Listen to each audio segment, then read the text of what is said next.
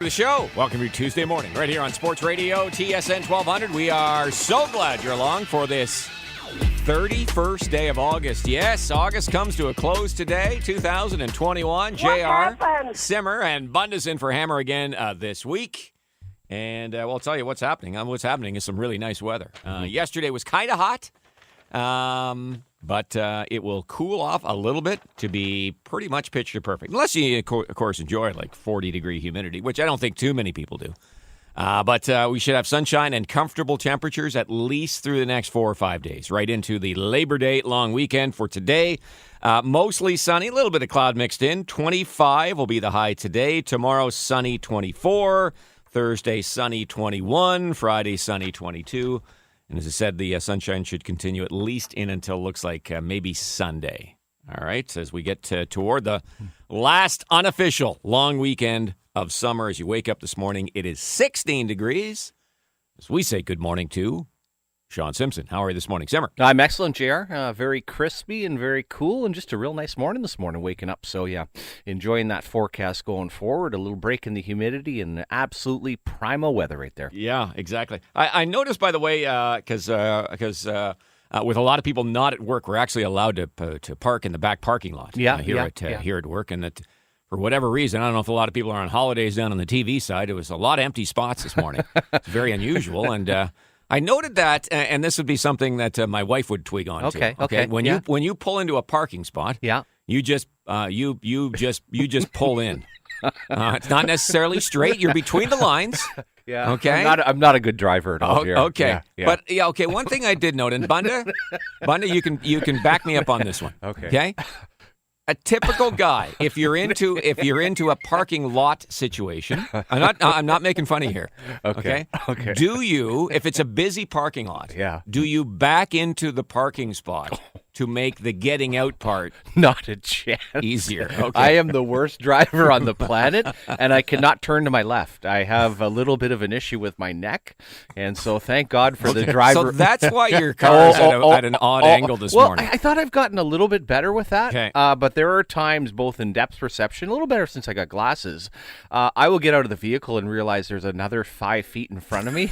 Like, honestly, there's times at home, and so, no, I've always been a bad driver. Okay. And, and good of you to acknowledge that. Oh, no, very much. But any of the backing up, honestly, the only thing that terrifies me more, and I think Bunda can relate, is back in the day when my dad had a trailer to haul stuff, working out the darn trailer thing. Anyone that can back up a trailer properly, good on you, which I'm assuming, Bunda, you're pretty good at, JR, but I just never been good at it. And when the driving part, anything that I have to look to my left, thank God for all these buttons and driver assist stuff that they have now. I just let the car do all the work. Okay. And I hope there's a lawsuit there should that little flashing light not actually be accurate or not go on at a time.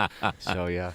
Well, all I say is that when you leave today, because of the angle at which your car is parked, and you're going to have to go in the kind of the opposite direction. So it's not straight into the spot. I know. It's between the lines. Again, full marks for between the lines. Yeah. But it's at such an angle, you're probably in your typical sort of 3-point turn to get out. I think you're minimum 5 points. Yeah, that's what I used to do. But now a nice part about this parking lot, and I gauge every parking lot I go to, and a shout out to whoever did the Costco parking lots, because their spaces. Oh, extra wide. Oh, they're they got the big, because they got to leave room for the carts. Oh, exactly. But they are just perfect for me. But what I'm looking at today, the nice thing you have here, JR, is the backing up ability. There's a lot of space, right? So that's one thing I do factor in, but I wouldn't disagree. There have been times where I've actually had to drive forward and come around. Now, I did squeeze through that gate one day when you guys were videoing me, and you had to admit that was a... Hammer and I are watching through my office window.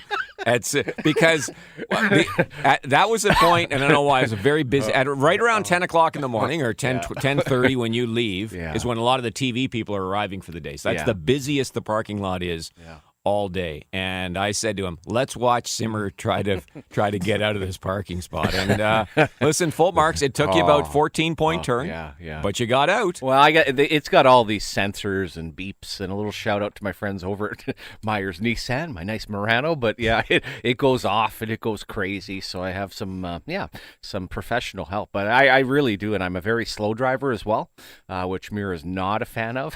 Which I am also I'm also driver assistance when she she's driving. Oh. I'm always making sure that the speed limit. Fantastic. So, and for years, guys, of not driving, I'm actually more comfortable sitting in the back seat than I am in the passenger seat. Wow. I feel like I'm in a sidecar. So, I feel like every time we turn a corner that I'm in the sidecar of a motorcycle and that we're going to go off the road. Like so Mira's got two boys. So in the times when all you guys are in the car, you would actually prefer one of the boys to be in the front and you'd be in the back. That hasn't assisting the driver. Hasn't happened very often, but I'm very comfortable in the back right seat after years of being in a taxi and in a lift. That's my comfort zone. I sit we're all the same. I'm sure Jared's the same. I have a spot on the couch, and my old chair at my old South Rockcliffe estate, the right side of it was so dented from me sitting in it.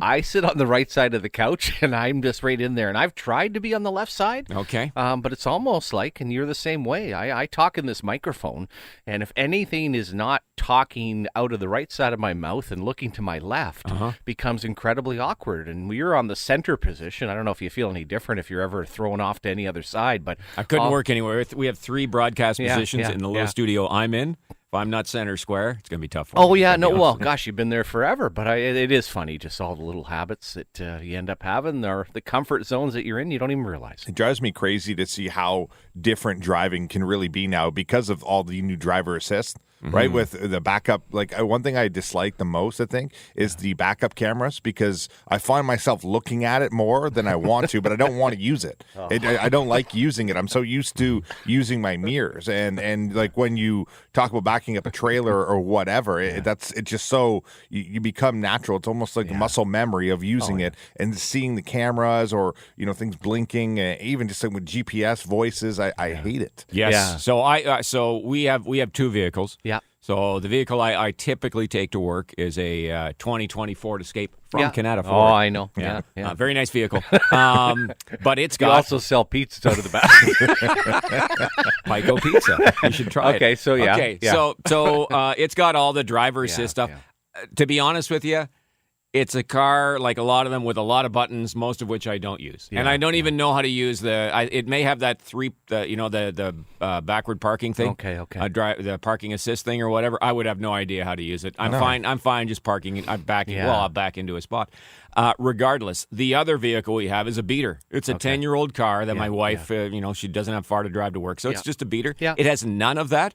So it's just really odd. Yeah. And it's not that I use like you use the camera, the rear view camera. Yeah. But you're used to little buzzers going off or whatever if you're going to be close to somebody. Yeah. And then when you're in the other car, there's nothing. Yeah. So you're sort of panicking when you're in that thing. It's like, am I about to hit somebody even though you're nowhere close because you haven't heard any dings or buzzers or whatever? I also picture you as kind of that old school, the long right arm going across the passenger seat. Yeah, indeed. Like exactly. Absolutely. So we're about a month ago, we're going on a big date night. First night we've been out, and we end up going to the Whales Bone on Elgin. So we get down on Elgin Street, and I'm getting all these directions of where to park. Right across from the restaurant in a busy area, I just said to Mira, I said, I don't think I'm going to be able to do it. We had to switch drivers, and she actually parked the car. I know. What? And the look on people's faces, and there had to be at least 5 feet on each side. So we're doing a Hang on. We're doing a switch. We're doing a switch right on the street. You guys stopped on Elgin Street. Oh, yeah, so this is going to be one you're going to reverse into a spot between two cars. Yeah. You actually exited the driver's side. I did. Yeah. She got in and she parked the car. She did. Yeah. Elgin's tight too. Like that's a tight area to try and park. But even the spot we had didn't end up being all that bad. Not a strong parking. You give her the Russian judge gave her 5 out of 10. No, she's very good. I'm not though, and it was just kind of funny. And I was like, hey, I don't care if people are laughing at me.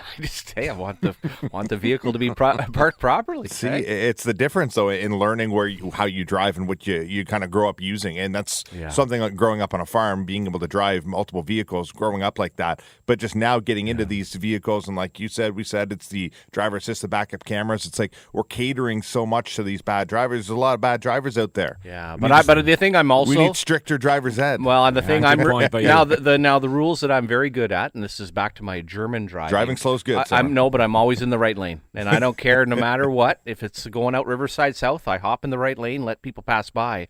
And now I'm having a flashback, JR, because I had arrived in Munich, and and at the car lot there, and I think it was a Hertz Rent-A-Car, most of the things you have to be ready there is most of the cars are still stick, or at least they were then, 15 years ago. And when I would get there, you get into your Skoda, and it would be parked against a cement wall. And I'll tell you what, I don't know if you ever had this experience, trying to find the reverse on that thing of how you have to jam it down and make sure. Boy, I must have tucked that wall 3 or 4 times because I was actually in 4th gear or 5th gear instead of reverse. And trying to get out of it, honestly, like it is it's just a completely awkward motion to find it. Hands up everyone right now, that has had to try to reverse out of a spot in a Skoda in Munich. Okay. Or even, but even hands up is Zach McGibbon in the newsroom? Does anybody that's even in this building have driven a stick chair? Like almost every car is an automatic now, right? Yes. That used to be a big option. It's a lost art. Oh yeah, big time. Yeah. Yeah, I had the first vehicle. So I like Bunda grew up out in the country. Yeah. And so I was driving for some reason there were 5 kids in our family and I was the youngest and my dad was a farmer or whatever and so we had too many. We always had one more vehicle than licensed drivers. Oh, okay. It was the oddest thing. We had cars everywhere. Okay. But I was driving a car when I was 8 years old on the farm. Oh yeah, yeah. So I've been driving for a long time. Yeah. Now I may have bottomed out a few times, but that's how you learn. No, right? exactly. Nothing really wrong nothing with to hit other than some fence posts. No, and I had the motorcycle at a young age. I think I was 11 when I had my first motorcycle, and you always learn the 1 up, 3 down, how to work the old clutch on there too. So that was actually helped some of the driving skills. And I think all of the vehicles that I either had or my buddies had would have all been a stick initially. So yeah, everyone learned on that. Yeah, started out with a Lincoln Town Car, but a lot of driving was done. Boss Hog. That's a big boat. Boss Hog with a white hat. But it was done in the wintertime, which would always helped, right? Because if you did try to lose control, you could just go into a snowbank or something like that, but then learned on a Mazda truck as well, just throughout the years, having so many different vehicles around the farm. Like you said, seems like you just gather one and then you get rid of one and then there's another one there and you just, you kind of just go on and learn. Absolutely. All right. This text comes in and says, Simmer may not be the best driver, but he's the man. There you go, right there. The key is to admit it, like I said, and I think a lot of people take a lot of pride in that, but... not you. Yeah, no, not at all. Well, and that's where, like I said, we got to get into a point now where driver's ed might have to start cracking down because, it's good that you can admit that you're not the best, but at least you do what you can and you do what you do. There's a lot of people out there that think they're great, and it's like, they can't even back up a car without looking in their mirrors. Oh, man. It drives my wife crazy when I back into a parking spot. Just absolutely bonkers. She has no idea it's why natural, I though, do right? that. Yeah, I do it. Jesus. I actually think it's great. I see it and I think, oh my God. And then I've really, really strongly adopted your theory of going through to the next spot. Yes. That's my favorite. That's my favorite. Drive-through. That's my favorite now. I try to find those all the time. That's the perfect launch spot for me. All right, 6:20. We'll take a break. We got lots to get to, including Canada onto the gold medal game at the Women's World Hockey Championship. The Blue Jays, we got some NHL story. We're going to hear from Sens goalie Philip Gustafsson, as well as he dropped some expletive deleteds during an interview yesterday here on the station. It's all good. All right, so we've got a busy show ahead. Mark Rowe will join us live from New York, where the U.S. Open got underway. 3 Canadians in action yesterday, 3 more today. We'll talk some tennis later on this morning. And, of course, give you a chance to win $1,000 as part of our $1,000 Minute. It's a Tuesday morning. We're glad you're with us here on Sports Radio, TSN 1200. Got at least one code word into us yesterday during our TSN 1200 Red Blacks Jersey Monday contest. Stand by. We could be calling you later on this morning with the good news. You have won your very own customized Red Blacks jersey. And I'm thinking to myself, given the state of the team right now, I had to pick somebody. Yeah, you're going alumni. Are you not sincerely? If I was to say, what are you going to do? I'm going to go an easy power ranking is still Hank and Sinopoly? I mean, what else? What else are you going down right now? I'd probably go with Lewis Ward, to be quite honest with you. Yeah, we've had a couple of Lewis Ward. I think last week we had Lewis Ward, but maybe a Pruno. Yeah, although I think he's probably he's been a great player for 7 years. He's probably closer to retirement, so he'll be an alumni in the next couple of years probably as well. We had the one fella too. I think Noah. He said he was going to get Hobart. which would be pretty good for right now. Except if you're going to do Hobart, it's got to be it's got to have like 5 O's in it, and we'll pay for the extra lettering. Okay, Hobart, taking you way back. Anyway, somebody gets the call later on this morning, so good luck if you got a code word into us yesterday. And again, we'll give away hopefully 1,000. Well, I think we're due.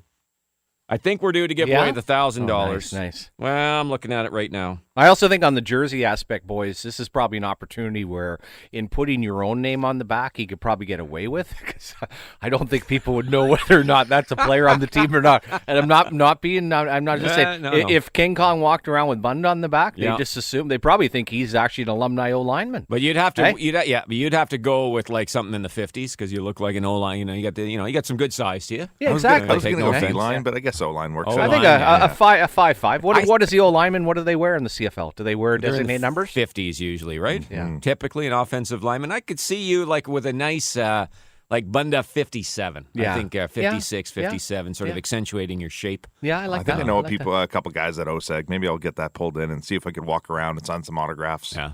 Just walk up and down Bank Street till somebody stops you. Yeah. Someone will buy me a drink eventually, right? Having King Kong on the back, though, is kind of a cool handle as well. Yeah. Hey? There you go. All right. All good. Okay. 6:30. So it'll be surprise, surprise. Canada and the United States in the gold medal game at the Women's World Hockey Championship.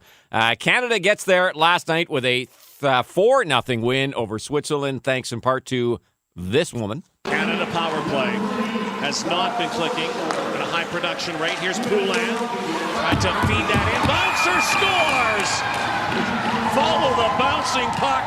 Goes up and over, and I think Melody Daoust may get credit for it. And it's 3-0 Canada. That would be the second goal of the night for Melody Daoust. In fact, it did go, and this was one that went off her toe, went way up and over the goalie and fell into the net as a part of a 4-goal Canadian offensive display.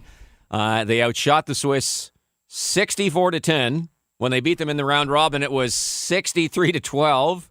So that's 127-22 by my account that Canada outshot the Swiss in the 2 games. So credit to the Swiss goalie for only allowing 4 goals on 64 shots. But Canada, an easy winner last night. Yeah, and the Allaire brothers, who have set up shop, the goaltending coaches JR in Switzerland, I guess they're having an effect on the women's game. Completely one-sided and unfortunate. This is kind of where you're at right now. It looked like the Finland-U.S. game was a little more competitive, but it's all about the final. So I guess for a lot of people tuned in tonight, but it's it's 2 teams, and that's, I guess, the unfortunate side of it is that they're trying to get better, and the Swedes and the Finns, and the Swedes did for a while, but there's not a whole lot of competition. It's a slow you bring up the Swedes. That's an interesting one, and they're not even in this tournament. They didn't even finish in the top 10.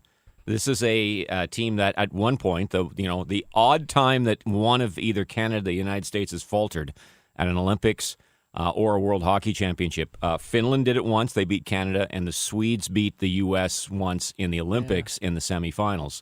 The Finns are right. They're the clear third best team. Yeah. Right? They're not nearly as good as Canada or the U.S. They're better than anybody else, but they're a clear third right now. The Swedes have fallen right off the map. So. And the Swedes at that time, I just remember they had an outstanding goaltender, Jer. I don't know if the rest of the program, and also in the highlights last night, I had forgotten about that darn heartbreaker where the Finns had beat the United States, and then, remember, they called back the winning goal for gold. That was the last Women's World gold medal game. I just was in Finland. Yeah, that was a heartbreaker. That was about a 10-minute review, yeah. And they ended up wiping out the goal, and the Americans eventually went on to win. So U.S. beat Finland in the other semi yesterday, 3-0. It was, you're right, a more competitive game, but the shots I think were about 33-14, so it was relatively one-sided, but it is the matchup that everybody wants to see. As much as, I always go back to this, as much as we enjoy upsets in the moment, especially big upsets, they're great, whether it's March Madness or whatever. Yeah. Often the Cinderella story only lasts once, right? And then, so you get to a final tonight,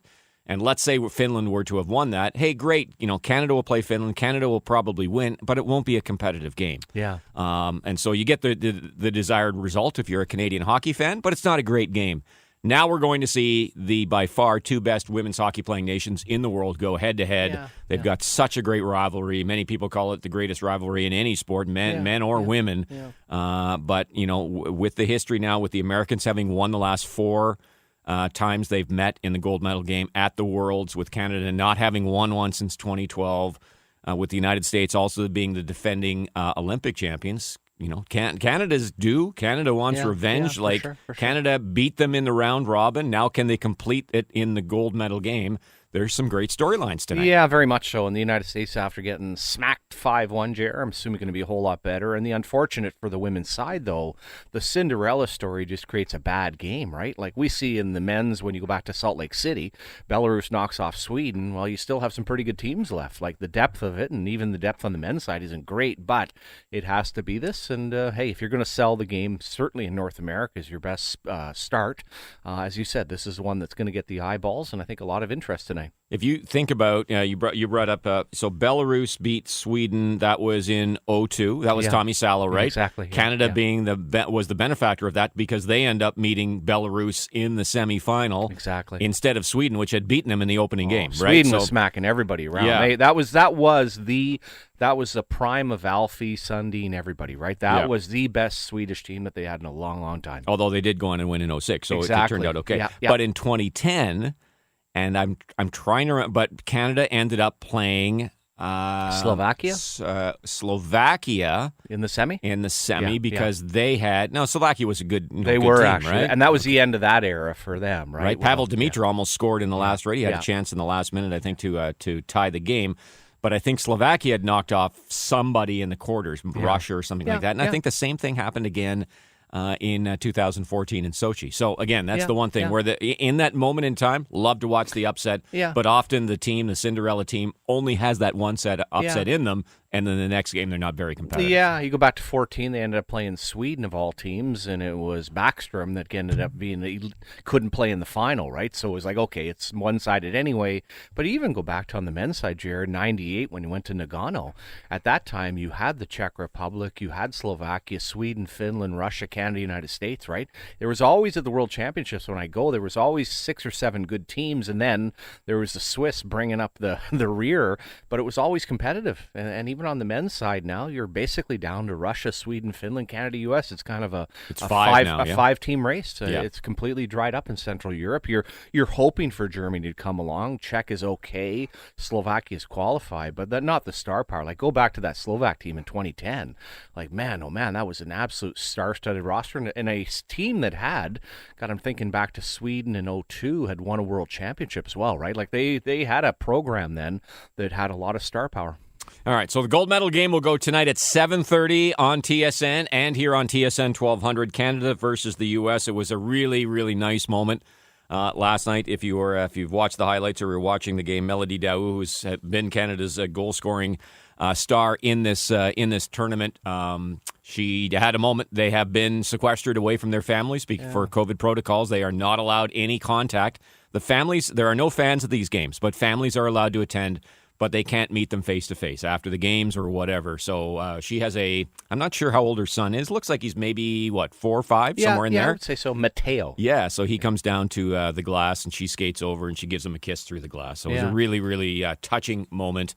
You could see her crying as she was skating off 40, the ice. 40 days, she 40, said. 40 days since she's been separated from her son. But here's Melody Daoust on Canada being ready for tonight's gold medal game. We sure are. Our team has done a very good job to get better every single game, and we're building up, and I think tomorrow is going to be our best performance of the tournament. All right, we'll see tonight, 7:30, Canada versus the United States, gold medal game at the Women's World Hockey Championship. I saw someone, and I've forgotten who it is. I'd like to give them credit on social media. Suggest last night, you know what? This is perfect timing for the Women's World Hockey Championship to happen. It should happen at this time every single year, as opposed to typically it happens in April. Okay, April, kind of March, April in that. And unfortunately, it gets, for just hockey fans in general, it gets swallowed up in the Stanley Cup playoffs and everything else that's going on. Like right now, the latter part of August into September. First of all, hockey is kind of ramping up. Yeah, for sure. But it's an opportunity where, if for hockey fans, this is sort of what quenches your thirst. Yeah. It just gives you an opportunity to have all the eyeballs on you for hockey fans. So I think that's a really great idea, and I wonder if the IIHF would look at that as a wonderful opportunity to really expose the women's game to even more people. Yeah, I think a great idea. Normally, you'd be kicking off a Canada Cup, right? Or the Summer Cup of Hockey would be around this time. And yeah, you don't have a whole lot of competition. Also, in watching the highlights of the U.S. game, and I think you've mentioned before, but I'm assuming the Carpenter girl, is that Bobby's daughter? Yes. And she's been a pretty good player for a long time, right, for the U.S. program? Yeah, absolutely. The apple doesn't fall far from the tree. No, it looked like Dad in the slot yesterday. Yeah. Just he had 50 when you were there, Bobby Carpenter? You know what? It was funny. My first training camp was 85, and I think he had 50 in 84, 85, and then he got a little snarly. And my first training camp, he could not have been a bigger you-know-what. But it was funny. I met him later, and in hockey, he was with New Jersey. He had settled in to being a real good role player and just a great guy. And I think they won David Poyle's favorite trade. So the New York Rangers got Mike Ridley and Kelly Miller. Not that people want to hear Caps history, but yeah, Bobby at that time, I blew out his knee, and then just became a terrific role player in the NHL. Right. But at that time, and also his dad was a scout, and he was a high school kid in a high pick, and just a cocky young guy at that time. All right, just one piece of NHL news from yesterday in terms of signings, but it's another of the restricted free agents that has signed, a restricted free agent forward in this case. Eli Tolvanen re-signs with the Nashville Predators. It's a 3-year contract with an AAV of $1.45 million. So this is a guy that we have heard, it seemed like for far too long, was one of the next ones. This guy's going to be the next star. Whenever you saw these lists come out of the best 50 guys that aren't in the NHL right now, he was always right near or at the top of the list or whatever. And it seemed like, for whatever reason, he could just not get over the hump. He ended up playing the better part of 2 full seasons in the American Hockey League. Finally made Nashville full-time last year. 40 games, 11 goals, 22 points. So it's not stunning numbers, but became a regular, and on a Nashville team that unfortunately is trending in the wrong direction with a lot of bad contracts. He looks like at least one of the hopes they'll have as far as a rebuild goes. But he gets a 3-year deal, and that's relatively small money. Yeah. For a guy who looks like he's starting to find his way, $1.5 million, I think is pretty good value. Well, I think they're also giving him opportunity, and it's funny. I'm sure Pierre Maguire's listening. Feels like yesterday, coming out of 2018 Olympics, this was the guy, right? Remember, he came out for Finland, came over to North America, and then really struggled. Spent some time in Milwaukee, and that's really when people were starting to track him, Jer, and it just hasn't happened. So I almost look at a contract like this, almost saying, okay, knowing David well enough, we're going to give you a contract. We're going to give you one-way money in a sense of now you're an NHL player. Let's see what you can do, because it has certainly been underwhelming so far. Yeah, it's low risk though. I look at and again, I don't know a lot about this player other than I've heard his name a lot, and has first-round draft pick pedigree. Some guys take longer than others to find their way. And again, he's a Finnish player coming to North America. It's a new culture, all that other stuff. Yeah. All that to say, I'm just thinking that if you're going to bet on somebody, I look at those kind of boxes to check, and I go, if I'm going to take a risk on somebody, hey, I get 3 years of this guy at relatively low money. And if he, turns out to be anything close to what the hype had been, I'm getting pretty good value on that. No, I agree. And you also look, first of all, Nashville seems to lead the way on smart contracts. Well, now they have some bad ones, but they have with their own younger guys. Yeah, exactly. And almost always, JR, and I think this is a league thing, but certainly in Nashville, if you look at any of their value signings, I'm going to say that every single one of them is either a Swede or a Finn. I mean, from a nationality standpoint. Arvidsson, Ekholm. Yeah, understanding the mentality of the Scandinavian player that, Yossi ends up being Swiss, right? Is he Swiss? Yes. Yeah. Sorry, I meant European. Yeah, but a lot of them, if you go to them at the right time, and the other side for a young kid like that would be like, wow, if I can actually make $4.5 million the next 3 years, I haven't even really established myself. Boy, that's pretty good money to put in my pocket. Yeah. Speaking of European players and signing, of course, Philip Gustafsson, Swedish goalie. From the Sens organization, signed his deal, 2-year deal, a couple of days ago. He guested with the boys on In the Box yesterday and talked about the fact that waiting for that new contract as an RFA had been on his mind most of the summer. Well, like all summer, it was on my mind to get a contract done, and it feels great to have it done now, and I'm happy with the contract. So just get back to Ottawa for some work now. All right. So that was one of the few answers he gave where he didn't drop the S-bomb, which is all good. Listen, he just it's one of those things where you feel comfortable. You don't even remember you're on the radio. Yeah. That's the Steve Lloyd effect. We like to Yeah, say. no, exactly. Right in the comfort zone, as you say, bringing your own living room. And you also see for this, and I've been through this in the past with young goaltenders, JR, just what a long grind it is, right? To get drafted, to play in a World Junior, to be part of a fairly big trade coming here to Ottawa, and just understanding that from draft day, it's a legitimate, 7-year process to get a one-way contract to hopefully become a goaltender in the National Hockey League. So you got to be patient, and I'm sure he feels very confident. I really believe that Matt Murray is going to be on an extremely short leash, and I put this back out on Twitter. I think the mentality of the organization, they will not hesitate whatsoever to give Gustafsson a look if either goaltender struggles, or do like they used to do with Robin Lehner when he was recalled, play him ahead of Alex Auld. I don't think there'll be any hesitation. This won't be, Matt's working on his glove hand and Matt's trying to get comfortable and Matt can't see the puck, but we're hoping he can next time. It ain't happening. He's got an eye appointment Friday. It was just so deflating. Those first period goals last year, it just, from opening night on, I'll even say to the preseason, boy, I think Gus Sabus is going to have an opportunity. Now, I'm going to trademark that, JR, because we are getting quite a bit. You would agree that people are stealing a lot of our nicknames and not using any credit. Goes without saying. We did the Artie party, which, okay, I understand. There's some other Artie parties out there, but Gus Sabus, like we were early. We were bussing Gus way back before people even knew him. If only we knew a lawyer who specialized in the trademark side of things. If only. And I also put out today, which I think is a really nice handle. I'm going to come up with a different handle. You've got shoe polish, Jim. I'm going with Biceps Bergie. That's the one I'm going to use for Mark Bergevin. Alliteration is always very strong. Okay. Right? Okay, so I think that does work. Yeah, so we're going to come up with Bergie Biceps or Biceps Bergie? No, I think Biceps Bergie. Yeah, that's what I went with. I went with Biceps Bergie.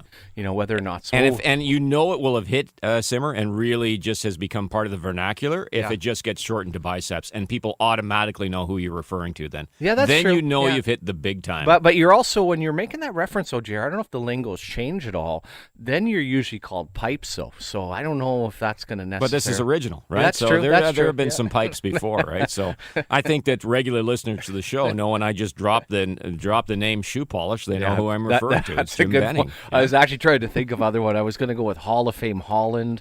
Doogie Dubas is a little bit too easy. Yeah. I'm not even going to touch the local guy because that might get people fired up. Yes. Yes. We'll just steer clear of that one for sure. By the way, if you missed the Philip Gustafsson interview, listen, he's like a lot of European guys. He just kind of speaks from the heart. Yeah. There's not a lot of BS that's going on. You can find it on our website at tsn1200.ca. Some other things we'll get to later on as the show rolls on. Some comments that he made more as he kind of developed some confidence finally in his own game last season. So we'll get into that as the show goes on. It's 6:46. We'll take a break. When we come back, what a night for Vladdy Guerrero last night for the Blue Jays and Robbie Ray. Tell you what, the Blue Jays are on the... I don't know if we can say... It's a good dilemma to have, what to do with Robbie Ray, who is a free agent at the end of this year. He is having an outstanding season for the Blue Jays, but he's going to command some big dollars in free agency, and if the Blue Jays don't give it to him, somebody else will. But this is a guy that comes, and this is really the first full year in which he's been as good, but he has been lights out this year as he leads the Blue Jays to a win last night. Anyway, we'll get into all that discussion and much more as we roll on here on a Tuesday morning. You're listening to Sports Radio, TSN 1200. I'll assume he may be in his hotel room. I'm not quite sure, but he'll be joining us coming up after 8. We had 3 Canadians on court yesterday for the opening day and 3 more today, including Chapo.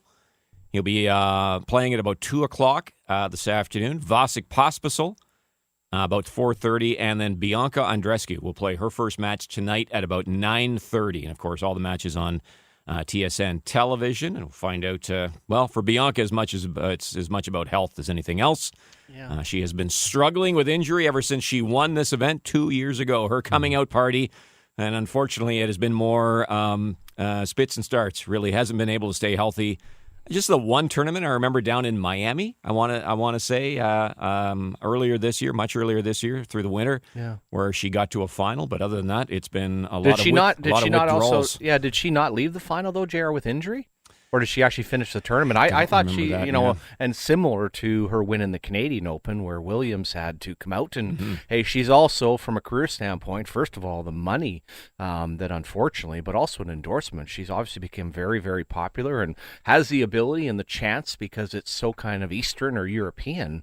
Boy, it's kind of there for the taking as Williams is probably at some point here going to retire. And yesterday, I don't know if you watched, I just watched a little bit and then saw the highlights of Auger Aliassime. What a crowd. And I don't know if they just hated the Russian opponent, but they were going absolutely bonkers for the Canadian yesterday. And I don't know. I don't know if that was all good people from Montreal. It was, yeah. Okay. He was, well, Mark Rowe asked him about that, so Okay. and I don't know the backstory, but he sort of seemed to acknowledge that. So, yeah. So he had a nice crowd. So, yeah. So he good, such a great athlete. Good start for him. Yeah, he won in 4 sets. The 3 sets that he won were all in tiebreakers. They went to. So it was a close 4-setter, if we can call him that. But a good start for Felix, and we'll see what Chapeau can do. Chapeau's the number 7 seed. Felix is number 12, and Bianca's number 6 on the women's side. So Mark Rowe will join us from New York coming up after 8 o'clock this morning. Let's take you back to the Rogers Center last night. Vladdy Guerrero already on the board with 1 home run when he steps the dish with 2 on. He shook off twice to get back to the curveball. And Vladdy drills it to left field, and it's gone. That was a rocket. It went off the facing of the second deck and went back out on the field. I've never seen a ball come ricochet off of the facing after a home run and be scooting across the outfield with the kind of speed that one did. But that's when he hits it on the nose, there are very few major leaguers that hit the ball harder than Vladdy Guerrero. Yeah, measuring all that, I guess, bat speed or how quick the ball comes off. And I guess for the Blue Jays, JR, 32 games left and 4.5 games out of a wild card spot. So going to have to heat up here. Is not only 4.5 games out, but I think a couple of teams to climb over. So going to have to hit lots of long balls and get some pitching here down the stretch. Yeah, they did get some help because both the Red Sox and the Yankees, that right now are holding the top 2 wild card spots, both lost last night. So the Blue Jays did game a full game, and they do have the advantage of the schedule. They've got Baltimore, which has been horrendous and has been for several years, on the schedule a bunch of times between now and the end of the year. So schedule-wise, the Blue Jays do have an advantage, but that's all it is right now. It's just it's on paper. It's in theory. You actually have to do it. But they got off to a good start last night. And the other aspect of the win last night is Robbie Ray's starting pitcher. He has been full credit. They brought him in, I believe it was in the middle of last year. Guy who had a reputation of great arm, just had no control, right? Just would walk guys like crazy. Had a bloated ERA when he came across. And last year he was decent. But this year he's been spectacular, to be quite honest. If he had any run support, and before last night, he made a lot of runs last night, and seven runs scored for him. It's just, but the Blue Jays have not been scoring many runs when he's pitched, particularly in August. That was his first win in August, and his ERA is something, I believe, less than 2. Yeah. And he's striking out guys like he leads the American League in strikeouts. Yeah. But here's the dilemma. He's a free agent at the end of this year. He's on an $8 million contract, and if the Blue Jays want to keep him, they're going to have to pony up, one would think, significant dollars, and they've already got, they got Ryu in for $20 million for another couple of years, and he has been a good signing so far. They brought in Barrios, who's got another year left on his deal, and then he's a free agent the year after. So after next season, and then they've got, a couple of the good young guys, Manoah, and we'll see whatever happens with Pearson if he rebounds. So they've got some nice arms and the potential of a good starting staff. But this will be a big, for old Shapiro and Adkins, this will be a very interesting offseason question for them. Yeah, it's a tough one, JR. When you see a sample size of a player, and at least my thought, and not that I know him very well, but when you see the 1 year that is the free agent year, boy, those contracts never seem to work out. But, hey, maybe he's hit the spot and something comfortable.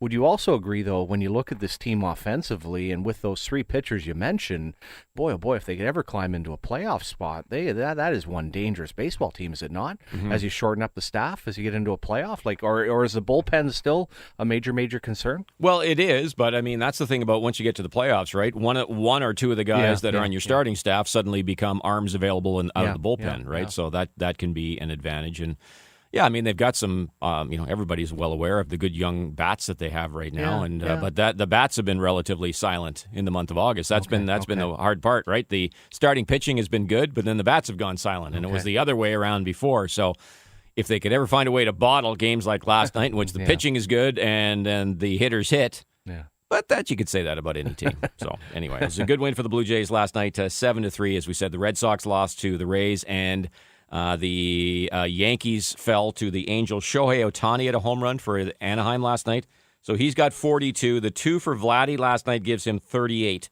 So he's now tied with Salvador Perez of the Royals in second on the Major League home run list. So that will be another thing. You know, that's purely an individual stat, has nothing to do with the more important things.